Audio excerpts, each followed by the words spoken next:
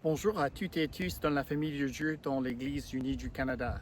Hello to all of those siblings in the family of God in the United Church of Canada. I'm Jean-Daniel O'Donoghue, National Pastor of the Christian Church Disciples of Christ in Canada, your small but faithful, full communion, full mutual recognition of ministry, ecumenical partner here in Canada.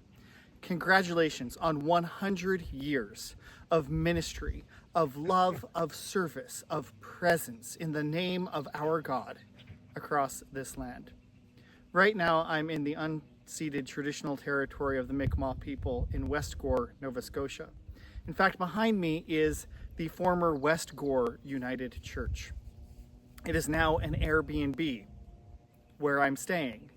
I can't be with you right now because I'm celebrating our full communion here in Nova Scotia in a different, exciting way. We became full communion partners with Mutual Recognition of Ministry in 2019, and today, for the first time since that agreement, an ordained disciples minister is being installed and covenanted into a role at a United Church of Canada congregation. The Reverend Dr. Darlene Brewer is being installed today at Upper Rawdon United Church, and I'm here to join in that celebration, which is why I can't be with Michael, with Carmen, and with all of you at your centennial celebration in Toronto today. 100 years ago, Congregationalists, Presbyterians, and Methodists made a bold and faithful choice that serving God together was better than serving God apart. On your crest, in Latin and in the traditional language of the Mohawk people, you have the phrase taken from John that they all may be one, and more elegantly put in Mohawk, all my relations. It's a beautiful aspiration and a beautiful prayer. Our own movement in the Christian Church Disciples of Christ is a movement for wholeness in a fragmented world, where the United Church of Canada took congregations of different traditions and united.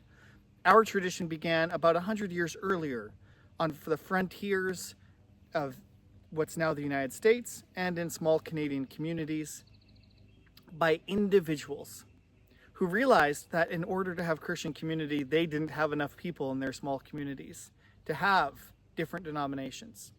So they strove to be simply Christian, which is why the name of our church is The Christian Church. But we do not believe ourselves to be the only Christians, merely that we are only Christian.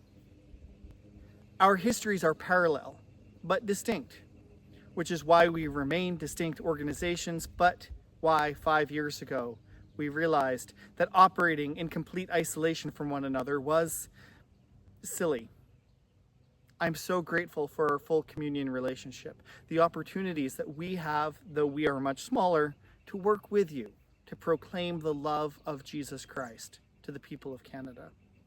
For 100 years, you have faithfully proclaimed that love. You have increased that love. You often sing, "Draw the circle wide," and it's something I'm so proud of the United Church of Canada for being excellent at. Not perfect, of course, but excellent. Drawing the circle wider and wider, explaining faithful inclusion to the wider Christian community of our country. I am grateful for the United Church of Canada's faithful leadership as a public witness of inclusivity and a broadening understanding of the love of God. So I celebrate with you. I'd like to note that though I am an ordained disciples minister serving as national pastor in the Christian Church Disciples of Christ, the United Church of Canada has had such a profound role in my faith journey and my professional development. My parish placement in seminary was at St. James United in downtown Montreal. I served as a maternity leave replacement as youth and young adult minister in the former Montreal-Ottawa Conference. And for about 10 years, I served as ecumenical chaplain at McGill University, a ministry sponsored in great part by you, the United Church of Canada. When you started, there were people who didn't think you would last this long. I happen to know this because my favorite author is Lucy Maud Montgomery, who was the spouse of an early United Church of Canada minister.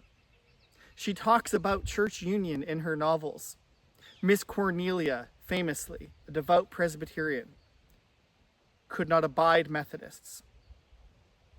But church union happened because the love of God was greater than our divisions.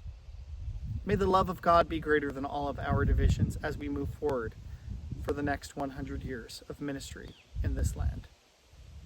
God bless you, United Church of Canada, and happy birthday.